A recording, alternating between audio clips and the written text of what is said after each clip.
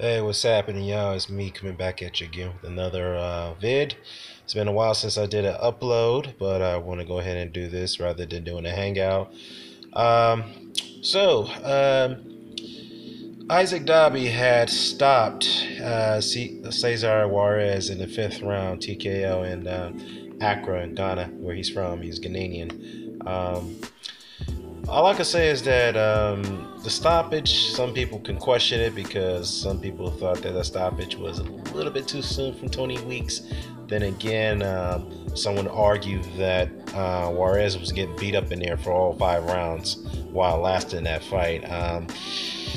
I mean, Juarez, as the commentators have mentioned on the Ghanaian, if I'm pronouncing it right, forgive me, y'all, on the Ghanaian broadcast, is that Juarez was just making too many technical mistakes. I mean, yes, he's got some hand speed, he does have some technicality, but the man was not moving his head. He was leaving himself extremely wide open, and he kept himself. What I meant by that is that he was swinging too wildly because his hand speed just wasn't.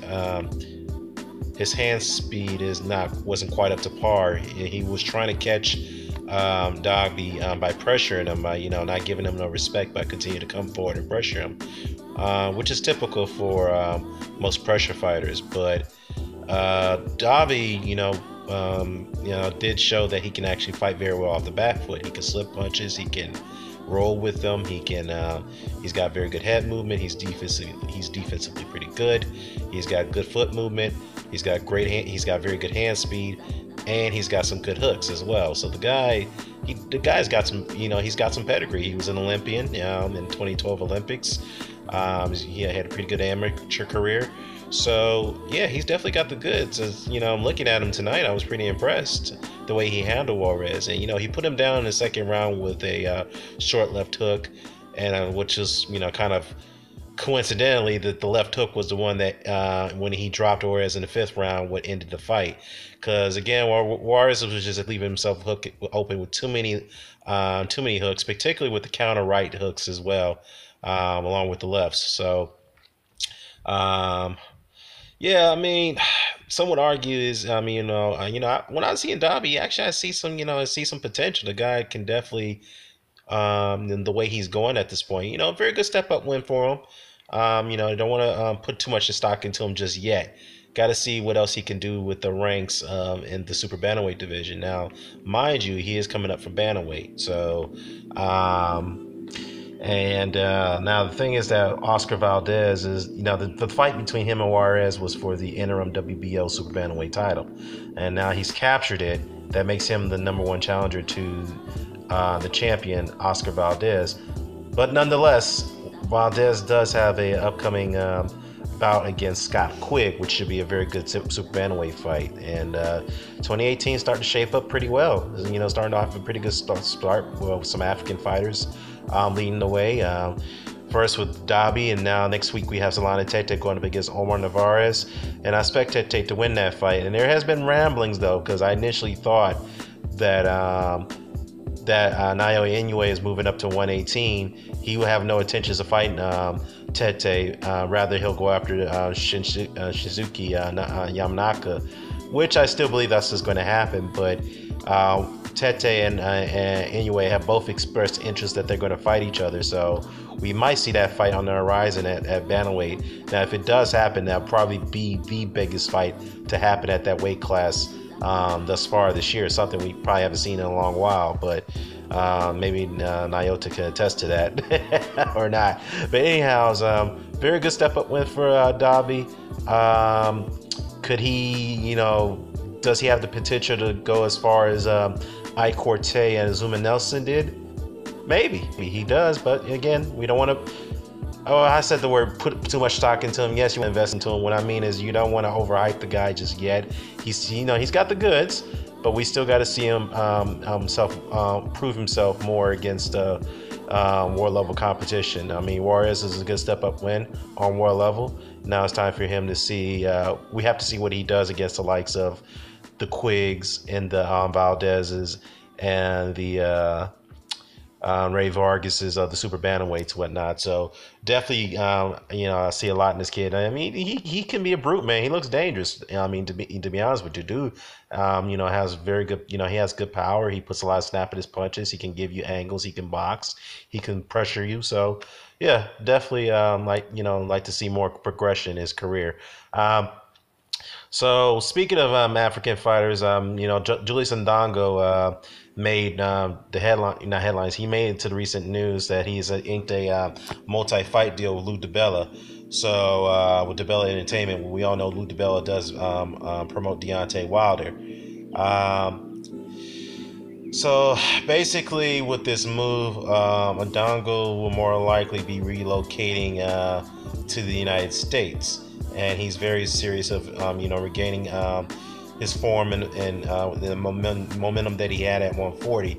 So he tends to stay there and capture another world title, and this is all in wake of him breaking off with Nestor Tobias, who's former trainer, manager, and promoter.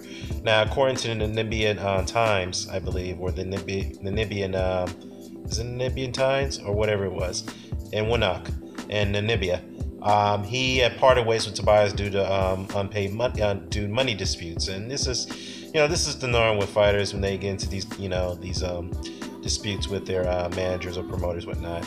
So, according to a report here, and I had a chance to skim through it, Indongo was initially promised 1.3 million Namibian dollars, and he only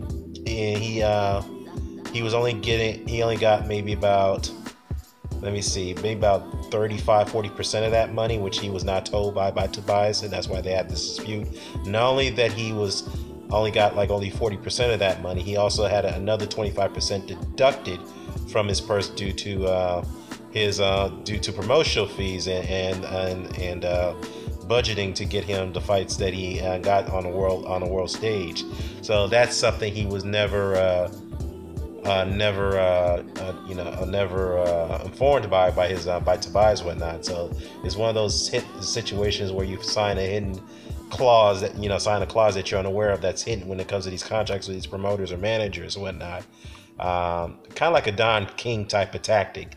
But anyhow, the dispute is causing him to break off with Tobias and move on to DiBella and relocate to the United States. So I'm glad to see Julius try to get back into the mix. Given that Crawford has moved out of the 140 division, he can fight to get his titles back. So he still be a major player, to be honest with you. I think he still can. But obviously he's going to have to get a step up fight before we see him into the mix. But if he does get in there with the likes of the Relics or Lepinets, who's actually fighting Mikey Garcia for the IBF, to defend his title against Mikey Garcia, or even Mikey Garcia, if he gets into that type of echelon, coming off his knockout loss to Terrence Crawford, then that'd be something. But then again, who knows? We have to wait and see what happens and go from there. But yeah, Julius Indongo definitely is. I think he'll definitely be a major player at 140 again. I believe he will. And what I can say, yeah, definitely good times, man. The African fighters are getting the spotlight, with Tete definitely fighting Juarez. I know a lot of people are going to be will be watching that fight on the Frank Warren card in London. I'll definitely, or in not saying London, in the UK, somewhere in the UK. And then Dogboe actually start off the year with an impressive knockout win over Cesar, or TKO went over Cesar Juarez. So yeah, and one more thing before I close out this video, I wanted to comment on that Adonis Stevenson Facebook live stream. Shout out to 68 Dark Rendezvous. I saw this on his page. Stevenson took shots at Kovalev, and he was jabbing at the at the naysayers, whatnot. They were, him and his fiance or his girlfriend were chatting live, and they didn't really like the negative response they were getting from by some of the people in the commenters in the comment section. They didn't like that, so they had to end the live chat or something because of the negative response that they were getting, particularly at Stevenson, because Stevenson, from his attitude, from his from his posture, he doesn't really care what people think at this point about his career. Because look, he was sporting a fur coat in the video. Hey, can't knock the brother for that. That's what he wants to do. That's fine. But at the same time, he just made it clear. As I was saying, he made it clear that he doesn't care what anyone think at this point. Look, yes, I fought to obscurity after 5 years now. I'm living comfortably. I'm making millions of dollars, so I can give a damn what people think at this point. I didn't have to risk so much after that win over Chad Dawson, and that's the way it's going to be. But nonetheless, he did say that there's going to be a big announcement coming up, and we all pretty much know, we assume that big announcement will be that he will be fighting Badou Jack and defending his light heavyweight crown, his WBC light heavyweight crown and lineal crown against Badou Jack. So that's expected, and it'll be a good fight, a very good fight. If I were to favor someone to win that fight, I'll probably favor Jack to win that fight, and I'll break that down in another video. But needless to say, though, he took shots at Kovalev. He also promised that there will be a unification. He'll unify the titles or unify the division. Well, all due respect, you have 5 years to do that, and you haven't. And this is to Adonis Stevenson. You only had one fight. Let's say, let me just take a good estimate here, a good guess, I should say. You only have fought, out of those 5 years, you only fought maybe, 4 times out of the last 5 years, or maybe 5? So you only had one fight every year. And yet you expect people to take you seriously. I just don't understand that. Now, hey, you may prove everyone wrong. You may prove the naysayers wrong. I mean, if you want to consider me a naysayer, so be it. But I'm being objective here. The fact is, you only have one fight over the last 5 or 6 years, and yet you expect people to believe you're serious about unifying the titles. You took shots at Kovalev, but yet you didn't mention Artur Beterbiev, who was also a champion. But that's yet to be seen. Let me know what your thoughts about this, guys. I am out. Peace. Oh, forgot to mention one thing. Yeah, I know this sounds like a broken record. Yes, I know about the Kovalev purse bid, and Kovalev had avoided the purse bid twice. I get that. I got after Kovalev for that. But nonetheless, Stevenson did have a chance to make that unification fight happen when the ball was in his court, but he didn't want to do that because of money disputes, which that is well documented with the HBO situation. And I know some people don't like to hear that, but that's a fact. Okay, the Manar Hawkins situation, that didn't happen. The ball was in his court. When he had a chance to take the split, that was offered to him, but he elected not to, but to hold himself out. But that was, it is what it is, okay? But nonetheless, despite, you don't have to prove anything by becoming unified champion. I get that. It would be ideal, yes, but again, it goes to your activity level. I mean, yes, okay, there's some things that that didn't happen because it was out of your control. I get that when it comes to Adonis Stevenson, but at the same time, you still have to be more active. You have to start fighting. Get the other top contenders in the ring with you. Apparently, he just didn't do that. And it's sad to say, you fought the obscurity. Now people look at you as a laughing stock of a champion. I mean, it is what it is. But again, you got the Badou Jack fight. Definitely commendable thing. You're taking on a young lion in his prime, who's dramatically improved after the Derek Edwards loss. So definitely looking forward to that, But yeah, just this whole unification talk. I don't know about that because Stevenson, I don't know. I have to take everything he says almost like, it's like a grain of salt, It is what it is. Now, again, I wish him the very best, to be honest with you. I really do, so win, lose, or draw, definitely gets credit for taking. I'm out.